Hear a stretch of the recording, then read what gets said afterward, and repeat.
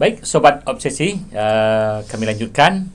Pak Hermawan, kami melihat terakhir ini Pak Hermawan sangat aktif dalam kegiatan sastra di Sumatera Barat. Kita lihat ada di Padang, ada di Padang Panjang, ada di Payakumbuh dan sebagainya, aktivitas sastra. Itu motivasinya apa itu untuk bagi Pak Hermawan itu? Ya, pertama tentu untuk pengetahuan, bertambah pengetahuan saya dengan orang-orang yang lain, dengan di bawah generasi saya. Gitu. Ya. Yang kedua untuk ngisi waktu daripada duduk di rumah apa gitu. Ya. Untuk mengembangkan aktivitas sastra gitu ya. Sambil silaturahmi juga, gitu kan. Sampai ke Payakumbuh, Padang Panjang, pokoknya di mana saja ada kegiatan, diundang tidak diundang, kalau saya tahu dan punya kesempatan, saya akan hadir. Jadi pernah ada pekan film, tak ada orang film yang hadir di situ. Pekan film di mana? Di Yunan. Di Yunan, Di UNP juga. Jadi selama seminggu itu di Yunan sekian hari, UNP sekian hari, di Taman Budaya sekian hari. Oh gitu ya. Tidak ada orang-orang film saya lihat. Anak-anak muda yang hobi, tapi dia bukan pemain film, dia cuma hobi buat film. Hobi membuat film ya. Kemudian dia tayangkan, kemudian dia diskusi. Satu kali dia bertanya, saya menang Pak di Brazil tadi Chili, tapi ketika saya tonton kok bapak salahkan gitu. Saya katakan yang namanya film, itu yang seperti di Amerika atau PPFI kalau kita itu broadcast tidak bisa sendiri. Ini yang dikirim ke Brazil itu dia skenario, dia sutradara, dia kameramen, pemain aja yang tidak dia. Itu bukan film sebenarnya. Film itu ada sebuah film pemainnya cuma 2, tapi krunya 300. Krunya yang banyak. Itu saya kata, nah kenapa menang? Anda lihat dulu, Brazil itu persoalan tema atau film secara keseluruhan. Karena suara tidak jelas, gambar gapur segala macam. Bagi mereka yang dikejarnya tema. Keynes misalnya, Keynes yang di Prancis itu asal menentang kita, negara menang kita itu. Itu persoalannya. Persoalan tema. Anda bisa bikin festival itu, kan Anda panitianya, bikinlah. Tapi saya sebagai orang film, saya tidak mengakui itu film. Mungkin film-filman mungkin. Karena film itu kompleks. Kostumnya bagaimana, make upnya bagaimana, cocok nak make upnya dengan karakternya, cocok nak bajunya dengan zaman atau segala macam. Ini enggak, dia mengambil air mengalir, menang dia di Chili. Apanya yang dimenangkan? Air mengalir itu tidak ada di Chili, itu menang dia. Itu persoalannya. Maka dia kaget, oh itu ya Pak. Untuk apa Anda mengejar award itu? Kalau Anda tidak tahu definisi film, film itu kan sambung-sambungan, tidak bisa satu orang yang mengerjakannya, harus bersama. Itu kekuatan film. Kalau novel pengarang aja kan, itu juga penerbit. Kalau penerbitnya tidak canggih, tidak bisa mengedar, ya tidak terkenal juga kan, tidak laris juga gitu. Itu persoalannya gitu. Nah pernah saya berkata itu. Nah, tidak ada orang yang bisa membantah. Kenapa? Ini ada orang ngerti film. Anak muda itu cuma muda itu hanya mengerti membuat film menggunakan teknologi digital ya. Itu aja. Apa yang film dia tidak ngerti sebenarnya gitu. Jadi aspek, karena dia belum belajar aspek film itu apa. Dia ikut lomba, kebetulan panitia itu memilih yang seperti ini kan. Karena persoalan tema tadi mungkin ya. Tapi secara umum aspek film tadi belum. Sebenarnya enggak. Mungkin. Nggak pakai flash ada kertas timah itu. Mantap, orang pakai peci terus wajahnya hitam. Nah, itu menarik juga bagi film juga bagi dia. Bagi orang film itu salah itu. Harus dibeli. Ya, berarti harus gambar, harus suara gitu ya. Harus tadi tata busana pakaian tadi itu ya. Dia di mana? Di hutan. Apa pakaian hutan misalnya kan? Harus jelas. Kemudian warna. Nggak boleh mencolok segala macam. Begitu karena orang menonton jadi definisi film tuh luar biasa gitu. Tidak seperti soal dia menang, Anda bikin aja award sendiri, menang juga Anda. Misalnya award tokohnya begini, dah menang Anda tuh. Kaget dia kan, oh gitu ya Pak. Ya, berarti untuk di Sumatera Barat berarti ini apa namanya ya? Pendidikan, apakah lokakarya bagaimana membuat film karena tapi di Sumatera Barat kan sudah mulai banyak bergerak karena ada teknologi digital yang mudah bisa membuat seperti tadi apakah film pendek, tapi mungkin itu siapa yang bertanggung jawab itu? Mestinya kan harus ada tuh ya, karena motivasinya anak-anak muda kita di Sumatera Barat ada di bidang film, cuma tadi pembelajarannya itu mungkin belum ada. Iya, saya kira itu. Ya, kita tidak punya organisasi itu lagi. Parpi kan namanya, itu ya. Perpini kan namanya. Ya. Ada namanya Emeraldi Catra, dia bikin itu, tapi belum bergerak secara utuh ya. Nggak tahu ya, karena dia dosen juga, jadi mungkin waktu atau segala macam. Terus yang direkrutnya mungkin belum begitu paham gitu ya. Jadi besok asal orang membuat film di Sumatera Barat harus izin ke organisasi si Emeraldi Catra itu. Tapi masih belum tertata yang baik gitu. Itu masalahnya film di kita di Sumatera Barat. Oke, baik. Kalau ini bagaimana menurut sebagai Pak Hermawan di bidang sastra atau penggiat sastra, aktivitas sastra di daerah di Sumatera Barat ini bagaimana pengamatan Pak Hermawan? Itu ada atau tidak atau sekarang gimana? Sangat banyak. Yang kita kasihan itu tidak ada yang mengarahkan, tidak ada yang memberi pencerahan yang lebih baik. Misalnya yang terjadi sekarang ada media sosial. Ya. Nah, begitu dia punya perasaan segala macam, dia tulis. Langsung jadi ngaku dia sebagai sastrawan. Oh, langsung.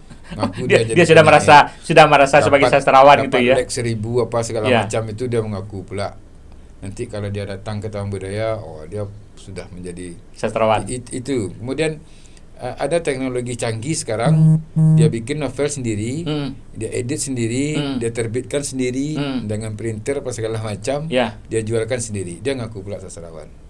Saya katakan, untuk menjadi yang bermutu itu, dulu mungkin sekarang ada juga di penerbit itu 5 meja minimal. Ada editor warna, editor bahasa, editor terlepas soal Pancasila dan segala macam, ada editor itu. Ini sekarang kan enggak. Nah, ini yang saya takutkan. Tapi ada yang mengatakan biar aja lah, kan demi kemajuan. Betul, secara kuantitas saya akui, tapi kualitas kapan sebenarnya? Nah, pertanyaannya lagi, kok enggak ada orang membicarakan karya-karya itu gitu. Dan yang lucunya lagi, ada namanya kelompok, dia menerbitkan hanya untuk anggotanya saja. Misalnya anggotanya ada 100, dia terbitkan 100, sudah puas dia itu. Dari segi kuantitas berkarya saya salut. Cuma kapan kita mau berkualitas karya sastra yang bagus itu gitu. Harusnya kan ada editornya. Atau kemudian kita luncurkan, kita bicarakan. Kalau di zaman yang tua-tua dulu, setahu saya Pak Nafis atau Kairul atau yang lain-lain pengarang Sumatera Barat itu, jangankan diterbitkan, sebelum diterbitkan saja dia sudah bicarakan. Saya mau bikin novel ini temanya, ini persoalannya, udah begini, dia begini, baru dia. Sekarang kan enggak. Nah, ini persoalan gitu. Walaupun saya sering mengatakan seperti itu, selalu saya dibantah karena ya biar aja lah, biar kalau enggak siapa lagi yang berkarya. Saya tidak melarang orang berkarya gitu. Tapi bagaimana karya itu keluar betul-betul berkarya gitu. Banyak pengarangnya lain, kalau kita baca buku-buku Pemusuh NST itu, apa latar belakang dia mengarang gitu. Nggak ada yang nggak tahu ya, karena sekarang zaman milenial ini serba cepat. Apa istilahnya? Siap saji. Siap saji. Tahu saya. Jadi saya juga heran, rumah makan Padang sekarang siap saji juga.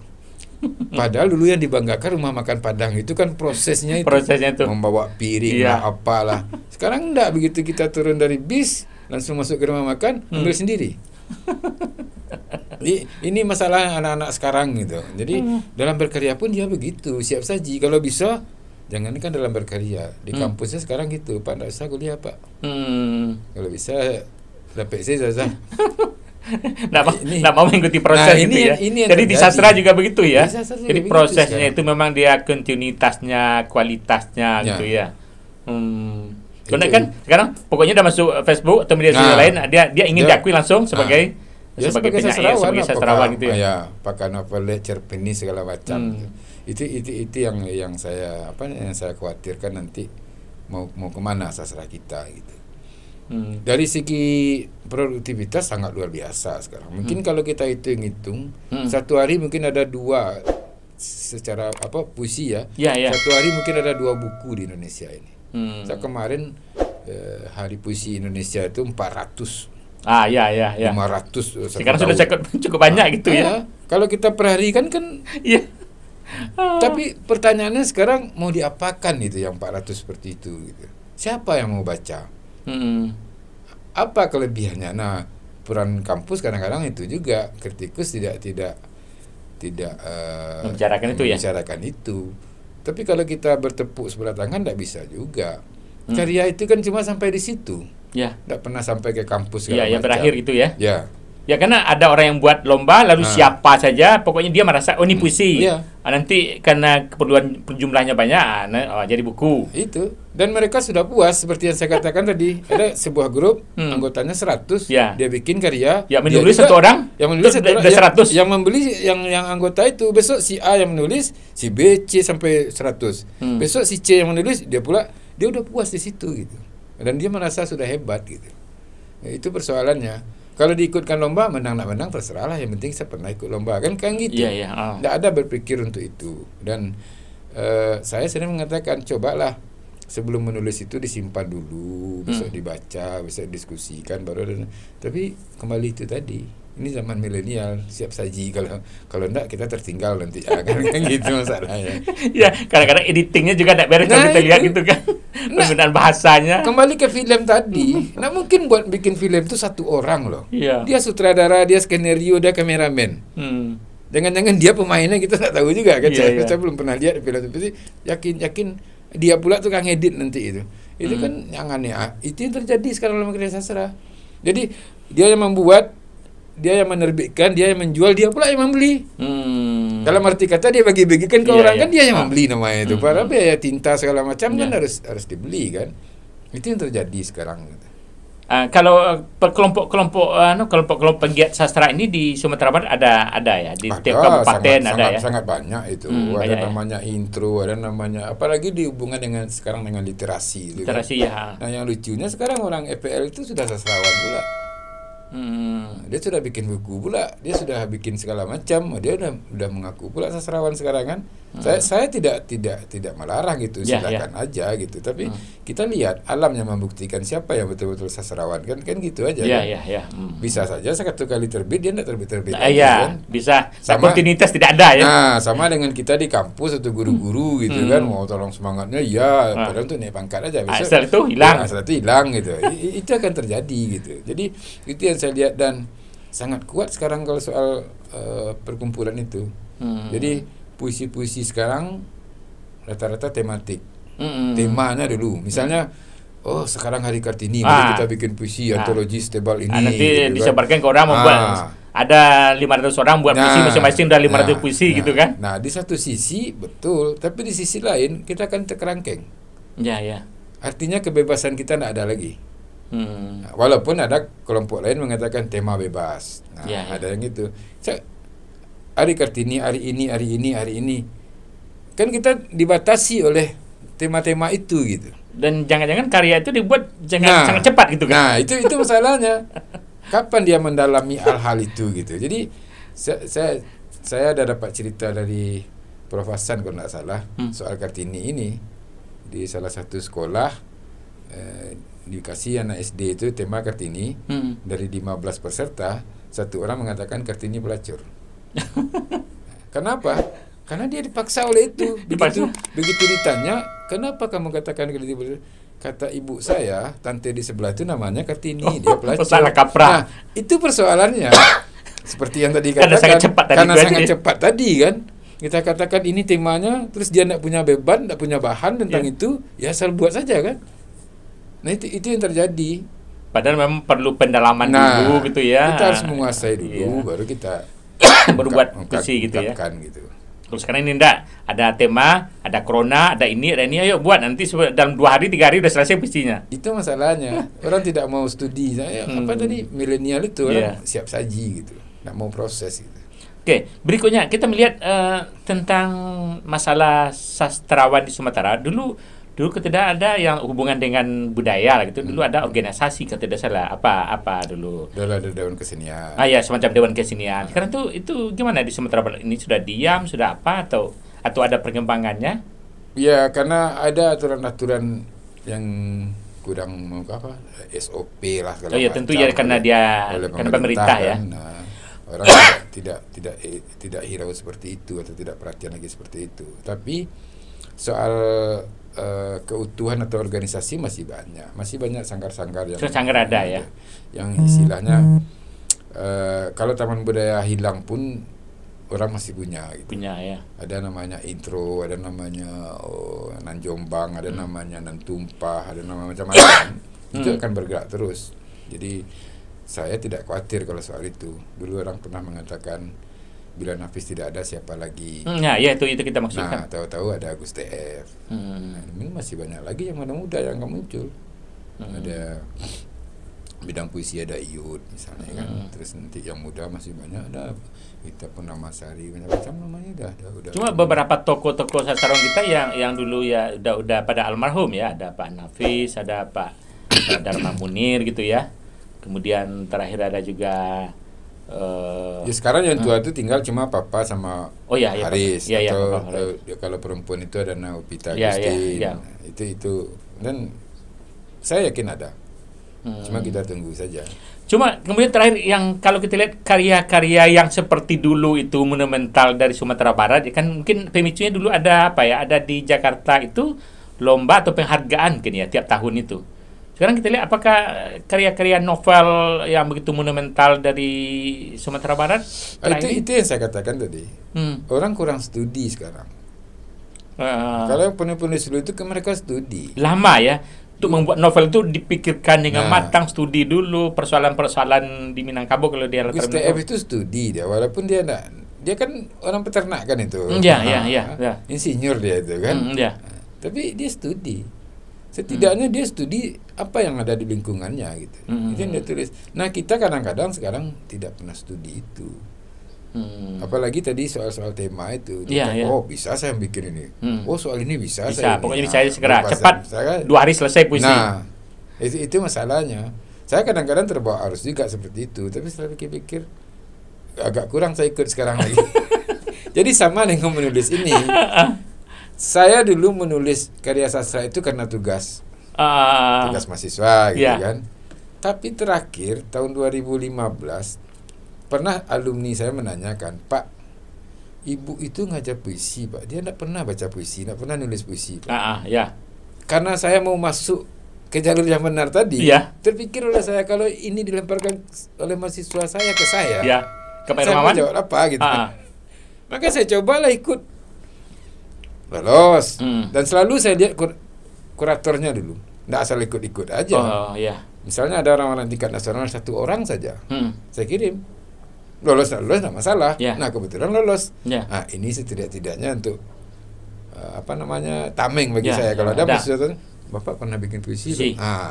Ini loh editornya. Ini orang-orangnya dalamnya orang-orang tingkat nasional misalnya kan. Itu yang membuat saya mulai akhirnya setiap ada pengumuman buat antologi, orang ngirim ke saya karena dari nama dari satu antologi itu ikut itu saya pikir enggak kuat lah, seminggu lagi enggak kuat saya. Jadi enggak seluruhnya saya ikut dan tidak seluruhnya saya lolos gitu. Kan kawan-kawan ada juga masa kita enggak lolos kuratornya kita. Saya pikir enggak urusan si anu. Kalau kita enggak lolos terima. Baca puisi itu lagi, kenapa kita tidak lolos gitu. Saya di Bintan tuh 1-2 enggak lolos saya. Yang ketiga ini baru lolos. Nah, tapi di Lampung internasional itu langsung jadi lolos. Ketemu orang Inggris, orang India gitu, ketemu orang NTT, kalau Timur kan? Internasional ya. Apalagi Malaysia memang orangnya itu juga kan, yang di ziarah karyawan itu juga itu gitu. Itu yang membuat kita jadi semangat gitu. Jadi memang tadi artinya bersastra, membuat karya sastra itu memang perlu perenungan, pemahaman yang mendalam. Seperti itu. Perlu studi, perlu perenungan gitu. Nih 2 hari bisa selesai puisi gitu ya. Nanti namanya jadi penyair gitu ya. Saya Sejak adanya FS2N ini, FLS2N, itu jadi juri terus.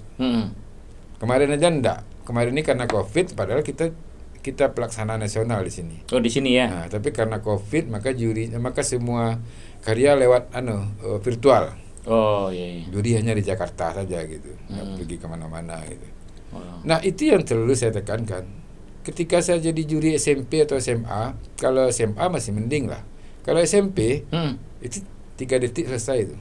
Kita kasih waktu 2 jam. Ya. Udah berbendungan, yang apa berbendung? Udah selesai, Pak. Setelah saya tanya, rupanya dia pesanan dari pembimbingnya, mau guru kayak mau apa kayak. Tahun besok kami robah pola sama Papa Rusdi sama Muhammad Ibrahim Ilyas. Gimana polanya? Saya cuci otaknya dulu. Kami beri pengarahan dulu. Oh, yang puisi ini begini, terus tema kami geser sedikit. Karena kami takut, jangan-jangan temanya sudah disiapkan dari rumah. Kalau temanya ini puisinya, kalau temanya ini model puisinya. Nah itu lucunya setelah kami wawancarai beberapa orang, dia mengatakan ibu menyuruh begini. Itu yang akan jadi sastrawan nanti. Itu yang akan jadi penulis nanti. Kan aneh itu. Coba bayangkan dia tiba-tiba baru satu puisi di sekolah, utusan sekolah menang. Satu puisi lagi utusan kabupaten menang. Satu puisi lagi ke Sumbar menang pula dia. Sampai ke Jakarta. Cuma 3 kali bikin puisi sampai di Jakarta. Saya sebagai juri kan dosa saya itu. Ini orang sudah berpuluh-puluh puisinya. Menjadi membuat puisi terus tapi tidak pernah ikut itu kan. Itu yang kami robah terus sama Papa kalau kami tanya itu, kamu seleksi enggak? Ada beberapa daerah enggak seleksi. Utus saja SMP misalnya. Itu kami tanya terus. Kemudian kami tanya, begitu kamu hadir di sini, ada berapa puisi yang kamu buat? Siapa yang mengajar menulis puisi ini? Nanti kami berumbu kan, pas mengambil nomor undi atau meeting itu, cross meeting itu kami sampaikan kepada ibu-ibunya, pada pembimbing-pembimbingnya. Tapi tetap aja 1-2 masih ada. Ada dari pintu ngode-ngode segala macam gitu. Bagaimana kualitas kita gitu? Bebaskanlah anak-anak ini. Termasuk baca puisi juga begitu. Saya ada juga jadi juri baca puisi sebagian. Kalau zaman saya itu, kalau pelatihnya Asbon, ini ramanya. Ini gayanya nih. Kalau Oce pelatihnya, ini gayanya ini. Nah, itu yang lucunya. Anak ini tidak mampu merefleksi atau memahami sebuah puisi, terus dipaksa juga. Misalnya sekarang ada pahlawan, baca puisi tentang pahlawan. Oh, dia teriak-teriak seperti zaman kemerdekaan. Zaman kemerdekaan. Nggak ada itu lagi sekarang. Ngapain kita teriak? Merdeka itu zaman kemerdekaan. Sekarang nggak merdeka. Merdeka itu lihatkanlah dengan bagaimana kita menyatakan kemerdekaan itu sekarang. Kan gitu harusnya. Terus disamakan baca puisi dengan deklamasi. Itu beda. Nanti ada lagi reading. Macam itu. Para guru-guru tuh nggak ngerti. Dia masih membawa perasaannya. Nah, itu yang kami robah kalau di lomba itu. Di kelas meeting. Di kelas meeting di situ kami sampaikan. Anda tidak boleh begini, Anda harus begini. Jangan dibawa juga yang dari sekolah itu. Karena titipan ini, nah kita takut yang seperti itu tadi. Cuma 2 kali baru puisi. Kebetulan dia lolos sampai ke Jakarta. Jadi penyanyi nasional. Saya kadang-kadang sudah merasa malu saya.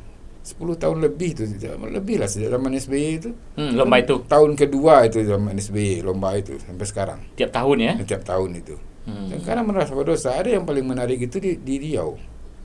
Di Riau yang juara itu sampai sekarang sudah 5 buku puisinya. Namanya Muhammad D. Putra. Mestinya seperti itu. Dua lah, satu. Ya memang dia betul memang orang yang berkarya terus ya di bidang sastra. Nah, kalau tidak seperti saya kan tidak ada dulu sastra ini.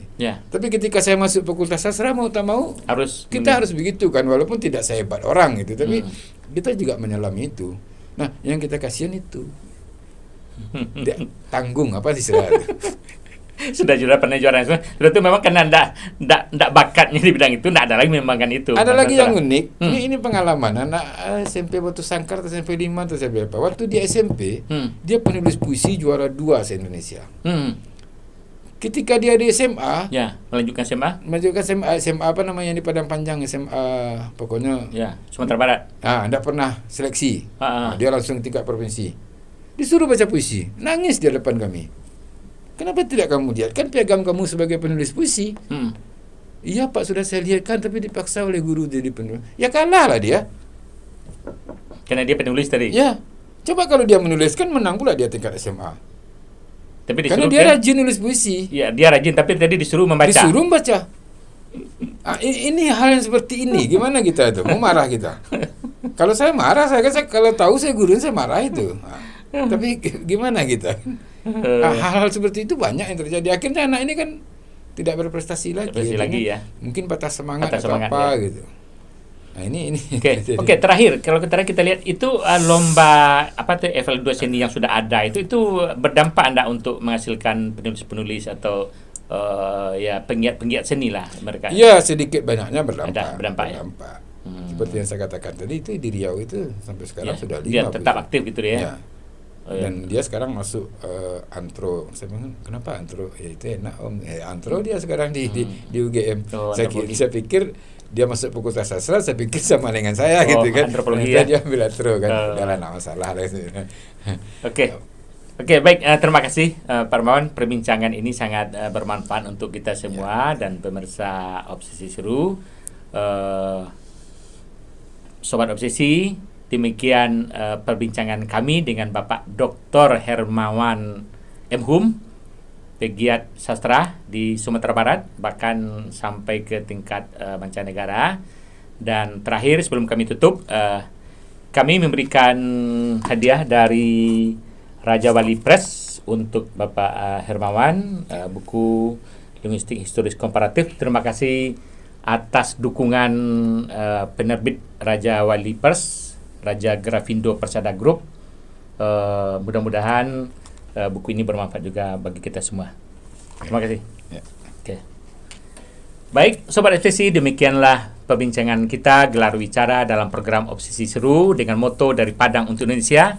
Mudah-mudahan bermanfaat untuk kita semua. Sampai bersua kembali dalam episode berikutnya. Assalamualaikum warahmatullahi wabarakatuh.